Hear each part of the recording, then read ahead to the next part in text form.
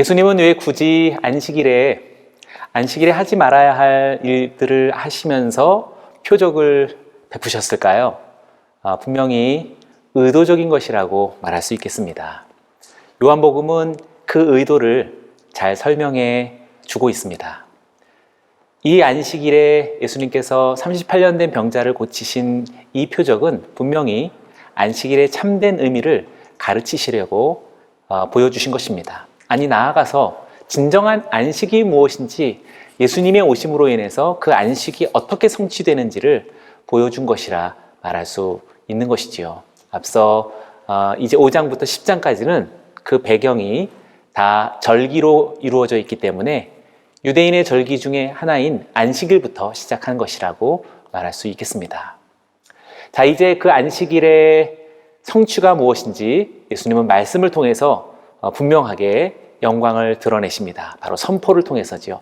여러분, 예수님의 그 선포를 우리가 단순한 어떤 진술로만 이해해서는 안 되겠습니다. 마찬가지로 예수 그리스도의 이름으로 우리가 무엇을 선포할 때도 역시 그것도 능력이 있고 권세가 있는 것입니다. 예수는 그리스도이십니다 라는 선포에 힘이 있고 능력이 있는 것이지요. 예수가 그리스도이심을 믿습니다라는 것, 또는 사단은 떠나갈지어다 라는 그런 선포들도 역시 권능이 있는 것이라고 말할 수 있겠습니다.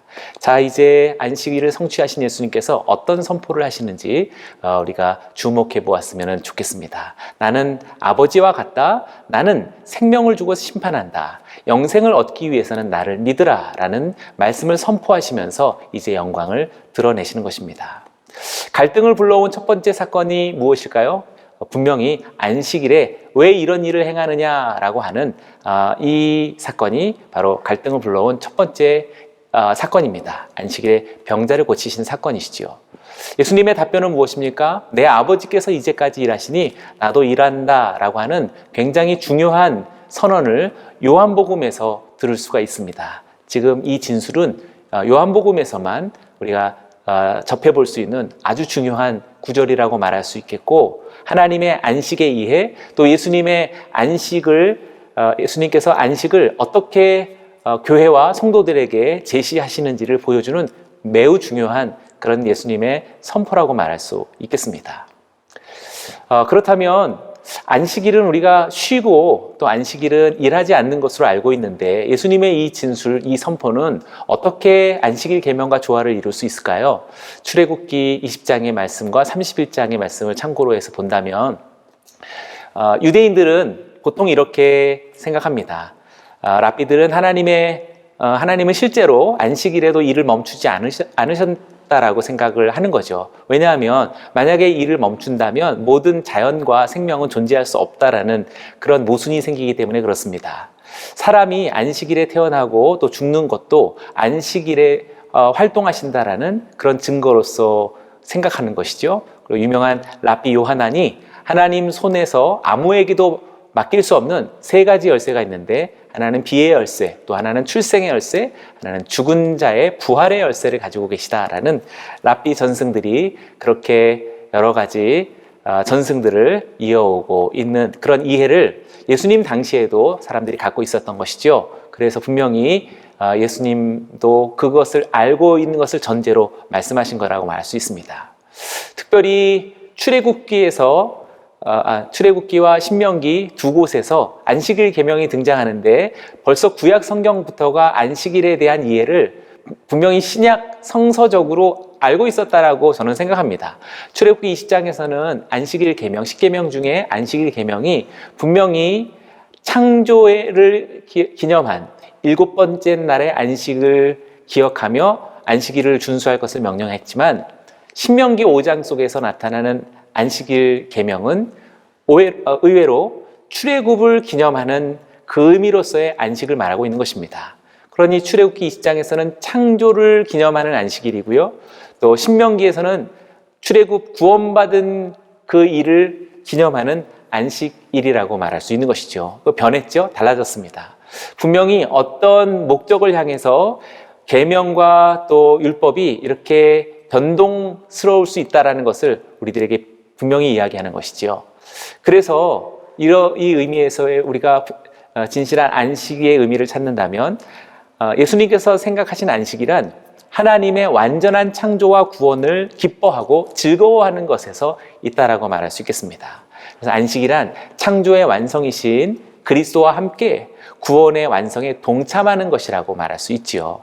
그래서 동참하는 것이기에 지금 예수님의 구원의 사역에 안식일에도 계속 이 구원의 사역은 이루어지고 있으니 이 구원의 사역 일은 지속될 수 있는 것이라고 말할 수 있는 것입니다. 히브리서 9장 10절과 11절에서도 이런 표현이 있는데요. 그런즉 안식할 때가 하나님의 백성에게 남아있도다. 그러니 우리가 저 안식에 들어가기를 힘쓸지니 순종하지 아니하는 본에 빠지지 않게 하려 합니다. 라고 분명히 안식일의 어떤 당위적인 하나님 나라의 일이 부여되고 있다는 사실을 우리들에게 히브리서 기자도 같은 맥락 속에서 말하고 있다라고 할 수 있겠죠. 그래서 5장 22절에 30절은 지금 이 안식일의 이해를 어떻게 지지하고 있는지를 살펴볼 수 있는데요. 5장 22절에는 심판을 다 아들에게 맡기셨다라고 예수님 말씀하셨고, 24절에는 내 말을 듣고 나 보내시는 이를 믿는 자는 영생을 얻었고 심판에 이르지 아니하니라고 말씀하셨고, 27절에는 심판하는 권한을 주셨다. 그러니 심판과 구원의 모든 권한, 전권이 지금 예수님에게 주어졌다라는 그런 말로 볼 수 있습니다. 그러니 아까 얘기했던 하나님이 갖고 있는 세 가지 열쇠가 당연히 예수님에게도 함께 있다라는 사실을 우리는 추론할 수 있겠죠. 그러니 예수님께서 심판과 구원을 전권을 가지고 계신 분이시니 안식일에도 이 구원의 사명은 계속 이루어져야 한다라는 것을 우리는 동의해 볼 수가 있는 것입니다. 자, 이렇게 안식일의 사건을 통해서 일어난 두 번째 사건은 바로 예수님 자신을 하나님과 동등으로 삼으신 사건. 아까 예수님의 선포 속에서도 계속 아버지와 하나다, 하나님과 동등됨을 연상하고 느낄 만한 그런 많은 선포들이 있었죠. 하나님을 자기의 친아버지라고 하여서 자기를 하나님과 동등됨으로 삼으셨기에 갈등을 불러온 두 번째 사건이 되어집니다. 그래서 유대인들과 요한복음에 의하면 이제 예수님과 갈등과 대결의 양상을 보이게 되어지는 요약되어진 두 가지 사건은, 첫째, 안식일의 병자를 고치신 사건이요, 둘째, 예수님께서 하나님과 동등으로 여기신 사건이라고 말할 수가 있겠습니다. 지금 이 의미를 조금 더 생각해 본다면 안식일의 병자를 고치신 사건은 안식의 본질을 말씀하신 거라고 생각하고요. 또 하나님과 동등으로 여기신 사건은 그 주체가 무엇인지, 누구인지를 지금 설명하고 보여주고 있는 것이라고 말할 수 있겠습니다. 지상에 거니시는 나사렛 예수이신데 지금 구원과 심판을 전권을 갖고 계시고 그것을 실행하시는 분으로서 우리들에게 다가오니 얼마나 가슴 떨리고 감격스러운가요? 이것이 바로 우리들의 모든 전 인생을 지금 뒤흔들 수밖에 없는 예수 그리스도의 영광을 느끼고 있는 것이라고 말할 수 있겠습니다. 오늘 우리 성도님들 같이 공부하면서 그런 마음을 좀 느꼈으면 좋겠는데요. 우리 유대인들이 예수님을 이렇게 인지하지 못하는, 이렇게 느끼지 못하는 이유가 무엇일까? 그러면 하나님을 인격적 관계에서 만나고 있지 못하기 때문에 지금 예수님의 이 선언들, 예수님의 이 선포들, 예수님의 이런 표적들을 사실상 그 본질대로 인식하지 못하는 것이라고 말할 수 있겠습니다. 자, 거듭 요한복음은 독수리복음서라고 얘기했죠. 보는 시력이 다릅니다. 눈이 달라요. 마음의 어떤 인식하는 그런 그 개념 자체가 다른 것입니다. 그래서 그 눈과 마음의 이해를 가지고 그리스도를 볼 때 은혜와 진리가 충만하더라고 하는 그런 영광을 보아야 되고 인식해야 되는데, 그 인식하지 못하는 이유는 분명히 하나님을 인격적 관계로서 이해하지 못하기 때문이에요. 또 율법적, 문자적, 계약적, 제도적인 종교성을 가진 만남을 계속 이루고 있기 때문이라고 할 수 있겠습니다.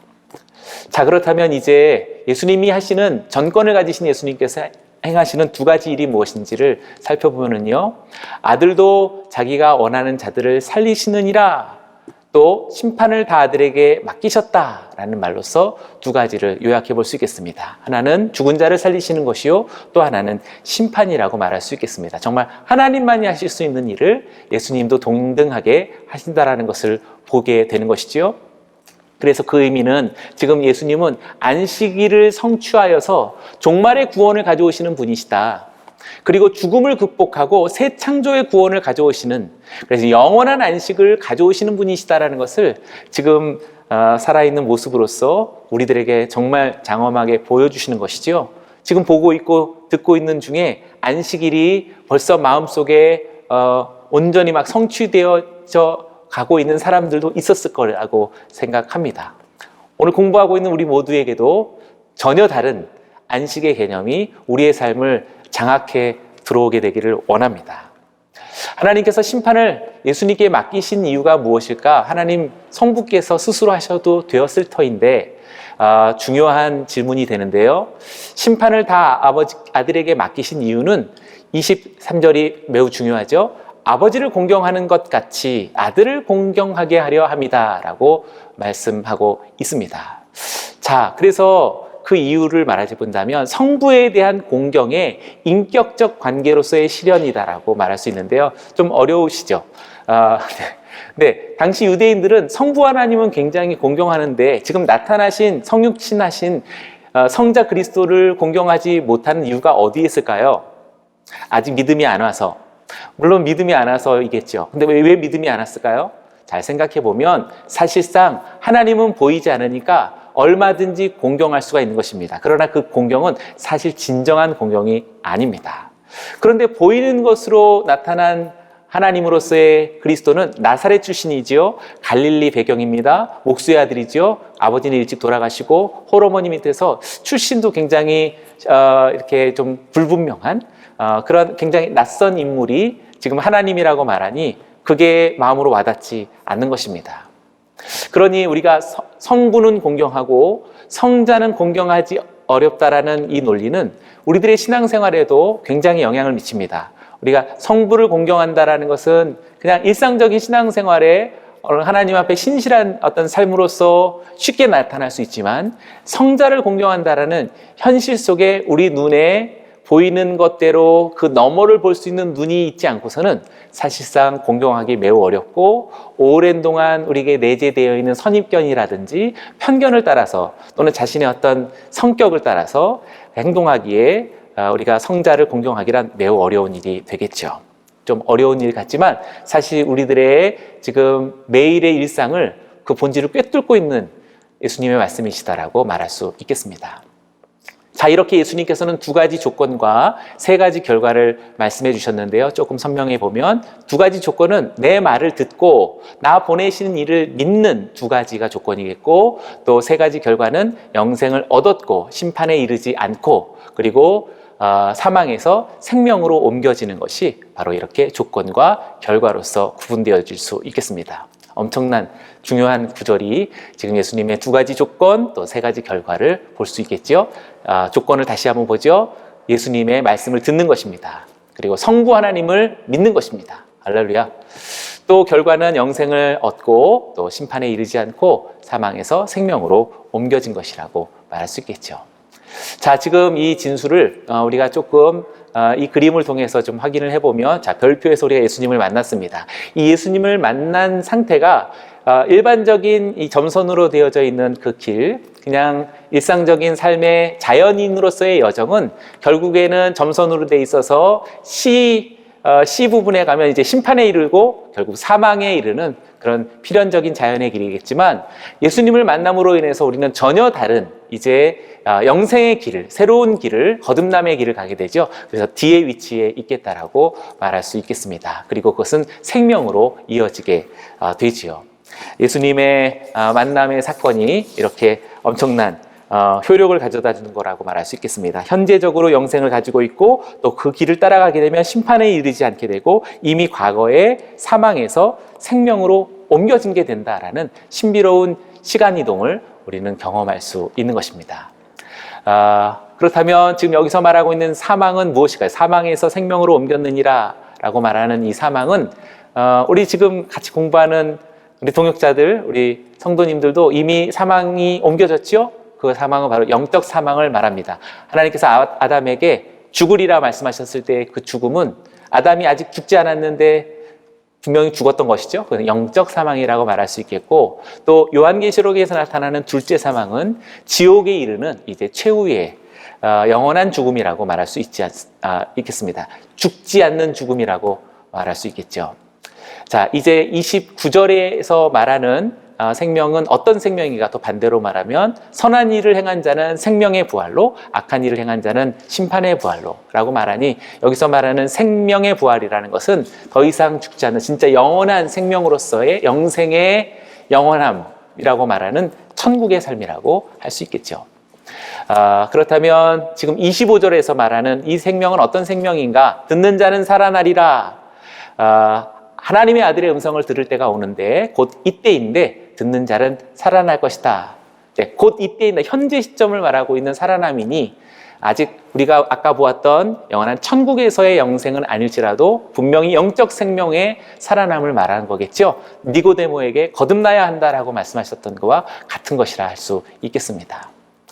그렇다면 이제 이 세 가지 생명과 또 세 가지 죽음을 차례대로 한번 우리가 종합해 보았으면 좋겠는데요. 육신적인 사망이 있고 또 영적인 사망이 있고 마침내 둘째 사망이 있습니다. 생명도 우리들에게 영적 부활로서 영적 생명이 있죠.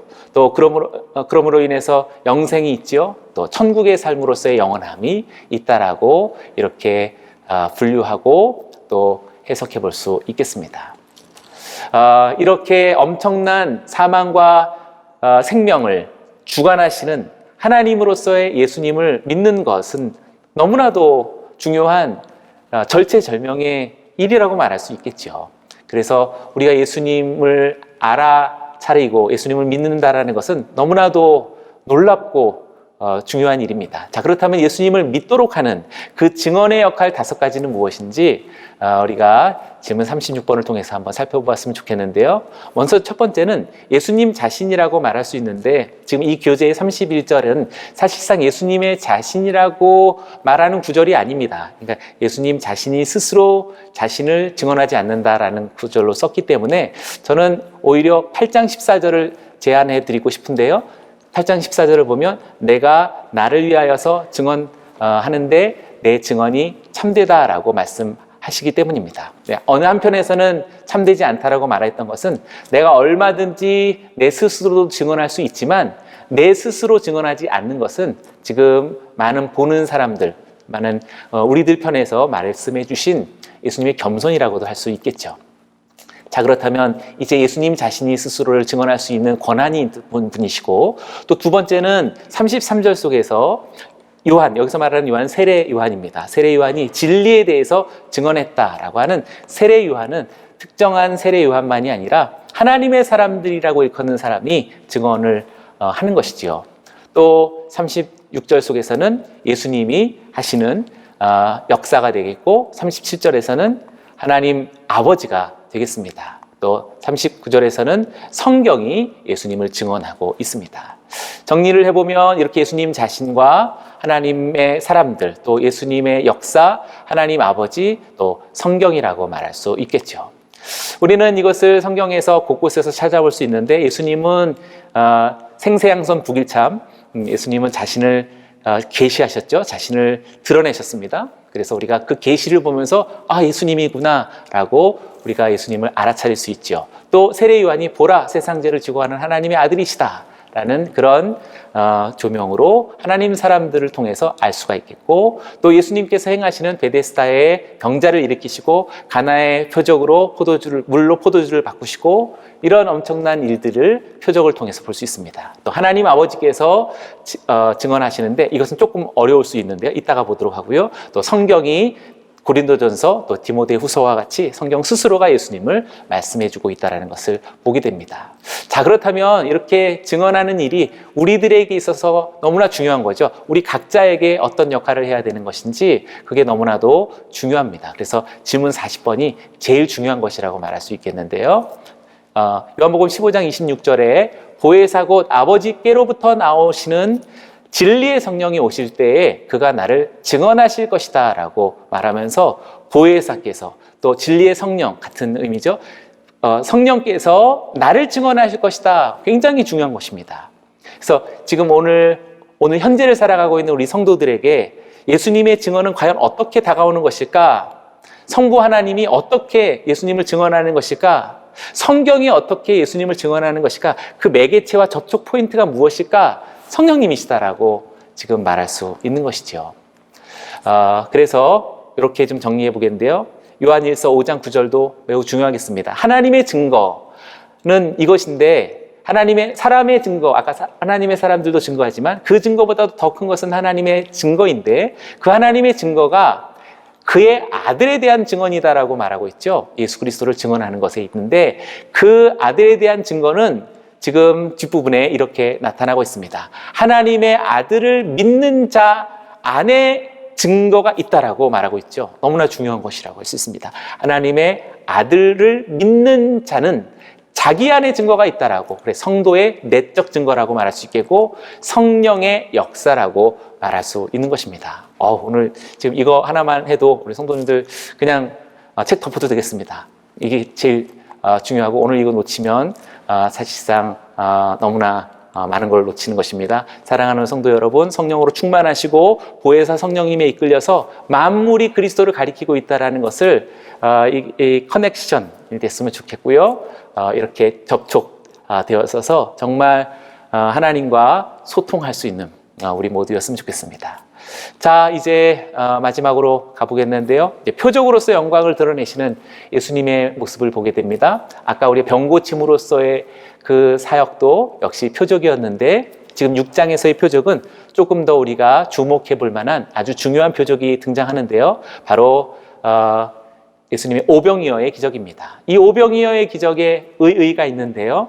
사복음서에 모두 등장하는 유일한 표적이 바로 오병이어의 기적입니다. 그러니 굉장히 중요하겠죠? 사복음서에 나오는 유일한 표적, 예수님의 기적 사건이 바로 오병이어의 기적인데, 실제로 일어난 사건입니다. 그냥 은유나 어떤 추상적인 이야기가 아닙니다. 예수님의 성육신하신 하나님 아들임을 보여주는 그런 표적이라고 말할 수 있겠죠. 어떤 결과를 가져왔습니까? 참으로 세상에 오실 그 선지자라 하더라라고 하는 이 오병이어의 기적을 경험했던 수많은 사람들이 이렇게 엄청난 칭찬을 했습니다. 그런데 정말 이것이 믿음으로서의 칭찬일까요? 그 다음 15절만 가더라도 그렇지 않습니다. 억지로 붙들어 임금으로 삼으려는 줄 아시고 다시 혼자 산으로 떠나가셨다라고, 그들의 믿음스러워 보이는 감탄과 감격은 사실상 진정한 순수한 믿음이 아니었음을 우리들에게 보여주고 있는 것이지요. 그럼 그들이 갖고 있었던 그리스도상은 무엇이었을까요? 44절에서 잘 설명해 주고 있습니다. 예수님께서 이렇게 말씀하시죠. 너희가 서로 영광을 취하고 유일하신 하나님께로부터 오는 영광은 구하지 않았다라고 굉장히 듣기에 민망한 그런 아주 본질을 예수님께서 이렇게 조명해 주십니다. 하나님께로부터 오는 영광은 거부하고 자기 서로의 영광을 위해 그리스도를 삼으려고 하는 태도였다라고 말해주고 있는 것입니다.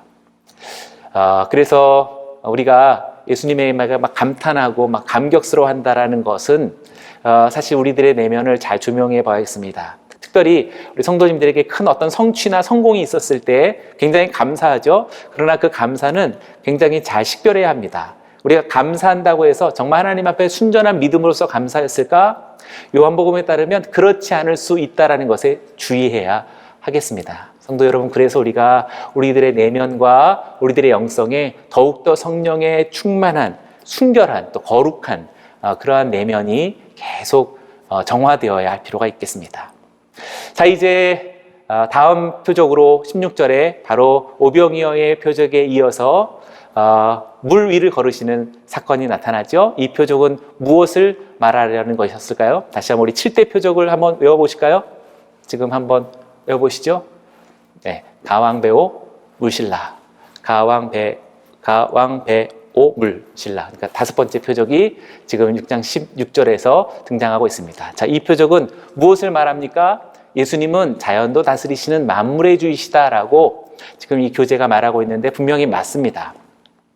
그러나 우리 같이 공부하는 우리 성도님들은 조금 더 생각해 볼 필요가 있는데요.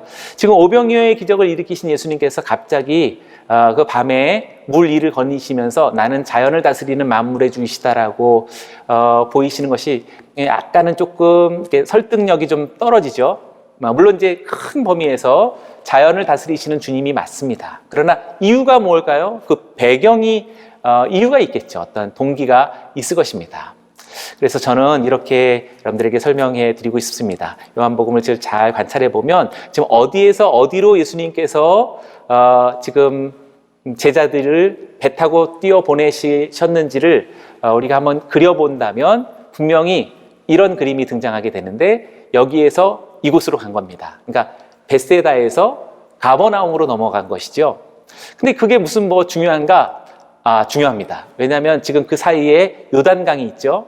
그러니까 요단강을 중심으로 갈릴리 호수가 있는데, 예수님이 지금 오병이어의 기적을 벳세다에서 경험하시고 제자들을 갑자기 빠른 속도로 벳세다에서 저 가버나움으로 떠나보내게 된 것이고, 지금 이 길로 갈 때 풍랑이 일어났고 예수님께서 제자들을 만나셨을 때 물 위를 걸으신 것입니다. 뭔가 눈치채죠. 저는 이렇게 말하고 싶습니다. 분명히 예수님의 이 물 위를 걸으시는 장면은 새로운 출애굽을 말씀하시는 것이고, 새로운 유월절을 말씀하시는 것이고, 방금 전에 우리가 먹었던 오병이어의 떡 먹음은 단지 배고픔으로써 간식거리 하나를 먹은 것이 아니라 지금 떡을 먹고 홍해를 건넌 출애굽의 사건을 재현한 것이라고 말할 수 있겠습니다. 그래서 요한복음에서 오병이어의 기적이 유월절에 있었다라는 그 시간적 정보를 알려주는 유일한 복음서지요. 다른 공간 복음서는 오병이어의 기적이 유월절에 있었다라는 이야기가 없습니다. 그러나 요한복음은 그 기적이 유월절에 있었던 것이다라고 알려주고 있죠. 그러니 새로운 출애굽이고 새로운 유월절이며, 따라서 예수님은 새로운 모세이고 나아가서 요단강을 건너는 새로운 여호수아다라고 말할 수 있는 것이죠. 너무 멋있죠? 지금 이 장면만 보더라도 모든 구약 역사를 다시 재현하시고 성취하시는 예수님의 모습을 우리는 발견할 수 있는 것입니다. 마지막 네 번째, 이제 가르치심으로 예수님의 영광을 드러내시는데요. 이 물 위를 걸어오신 사건과 관련해서 예수님이 왜 사람들이 자신을 찾는지 이유를 말씀하시는데 조금은 날카롭게 다가오지만 우리가 들어야 됩니다. 예수님이 원하시는 이유가 무엇이었을지 보면 6장 26절 말씀에 보면, 너희가 나를 찾는 것은 표적을 본 까닭이 아니요 떡을 먹고 배부른 까닭이다 라고 말하고 있습니다. 그러니 표적을 보는 것은 좋지만 표적으로 인해서 진정한 표적이 가리키는 것, 이 세메이온이 가리키는 바로 저분에 대한 목적을 잘 도착하면 그 표적은 정말 건강하고 경건한 표적이 되겠는데, 떡을 먹고 배부른 육신적인 안녕과 만족, 아까와 같은 세속적인 어떤 영광을 위한 감탄과 감사와 감격이라면 예수님으로부터 그렇게 원치 않는 그런 마음의 동기가 될 수 있는 것이지요. 그러면서 예수님께서는 27절에서 조금 다를 듯한 썩을 양식과 영생하는 양식을 말씀해 주십니다. 썩을 양식을 위해 일하지 말고 영생하도록 하는 양식을 위해 일하라 라고 말씀하시면서 우리들의 삶의 본질을 더 깊게 조명하시고 다시 일깨워 주십니다. 왜 우리가 순수한 표적으로 인해서 그리스도를 향하지 못하고 표적으로 인해서 자신의 세속적 어떤 그런 가치 추구로 머물게 될까? 삶의 목적 자체가 틀리기 때문입니다. 썩을 양식을 위해 일한다는 것은 생존이 목적인 것입니다. 그러나 영생하도록 하는 양식을 위해 일한다는 것은 사명이 목적이 되는 것입니다. 목적 출발 자체가 삶의 정의가 다른 것이지요. 그래서 썩을 양식은 영원하지 않은 것, 세상 나라에 속한 것이라고 한다면, 영생하는 양식은 영원한 것, 하나님 나라에 속한 것이라고 말할 수 있습니다. 오늘 우리 같이 공부하는 동역자들은 영원한 것, 하나님 나라에 속한 것에 매일매일 사무쳐야 하지 않을까요? 살아가는 이유가 거기 있으니까 우리는 그렇게 말할 수 있겠습니다. 예수님께서 자신을 생명의 떡이라고 말씀하신 이유가 무엇일까요? 믿는 자마다 영생을 얻는 것, 이것이니 마지막 날에 내가 이를 다시 살리실 것이다 라고 예수님의 떡의 의미를 잘 설명해 주죠. 믿는 자는 영생을 갖는다, 내가 곧 생명의 떡이다 라고 거듭 이야기하시는 이 첫 번째 에고에임이죠. 생세양선 북일참 생명의 떡. 첫 번째 자기 계시는 우리가 이렇게 말할 수 있겠습니다. 예수님의 나는 생명의 떡이다라는 것은 예수님이 자신을 PR하시는 어떤 자신의 알림으로서 끝나지 않고요. 계시란 공유된 삶으로의 초대이다라고 말할 수 있겠습니다. 조금 어려울 수 있는데 꼭 기억해 놓았으면 좋겠습니다. 자, 다시 한번 계시란 공유된 삶으로서의 초대이다. 무슨 말이냐면 예수님이 나는 생명의 떡이다라고 말하는 것은 그냥 떡이구나라고 아니라 그러니 내게로 와서 날 먹어라라고 하는 초대이다라는 거죠.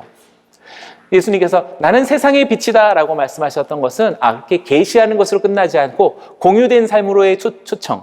나는 세상의 빛이니 내게로 와서 어둠에서 헤매지 말고 빛을 따라 내게로 오라라고 초청하는 것이죠. 이렇게 생명의 떡이라고 자신을 계시하신 것은 자신의 생명을 함께 나누도록 하시는 초청이었다라고 말할 수 있겠습니다. 예수님을 믿는 데 있어서 하나님의 역할과 사람의 역할이 구분되어지는데요. 하나님께서 주신 자가 내게로 온다라고 말하고 있고 또 내게로 오는 자가 내가 내쫓지 않는다라고 빨간 표시는 신적인 행동이고 또 파란 표시는 인간의 행동이라고 말할 수 있겠죠. 어떤 게 먼저 우선되고 나중되는가? 사실상 이것은 거의 동시적인 거라고 말할 수 있습니다. 그래서 공속적인 것이라고 말할 수 있죠. 하나님께서 보내셔야 사람이 따를 수 있고 또 사람이 따를 때에 하나님께서 하시는 것이라고 말할 수 있습니다. 조금 어려울 수 있어도 이렇게 구원은 신비롭습니다. 그래서 믿음과 행위가 서로 어떤 것이 우선되어지고 또 어떤 것이 더 하등한 것이라고 말할 수 없는 것입니다. 예수님께서 살과 피를 먹고 마시라고 말씀하셨을 때 그 먹고 마시다라고 하는 진정한 믿음 또 믿는 삶, 전인격적인 또 사고와 또 행동과 삶으로서의 믿음을 요청하신 것이다라고 말할 수 있는 것이지요. 그 결과는 어떻습니까? 많은 사람들이 떠나고 예수님의 가르침을 돌이켜 떠나가게 되었지요. 여전히 육신에 머물러 있기 때문이고요. 또 영을 의지하지 않기에 생명에 이르지 못하는 까닭이고요. 또 영으로서 말씀으로 살아가야 하는데 그렇지 못한 이유라고 말할 수 있겠습니다. 이렇게 요한복음에 예수님의 표적과 또 예수님의 선포가 주어졌을 때 나타나는 결과들은 구원과 심판이요, 또 천국과 지옥이며 또 이렇게 두 세계로 갈라지는 것은 어떻게 보면 오늘날 우리가 살아가는 이 실존의 삶과도 마찬가지라고 할 수 있겠습니다. 그러니 여러분, 오늘 본문 말씀에서 뿜어져 나온 그리스도의 영광에 심취되어져서 독수리의 눈같이 우리가 만물을 다시 보고 자신의 인생도 다시 생각해보고 하나님의 기뻐하시는 믿음의 길로 힘차게 행진해가는 우리 모두가 되기를 주의 이름으로 축원합니다. 다음 주에 다시 만나겠습니다.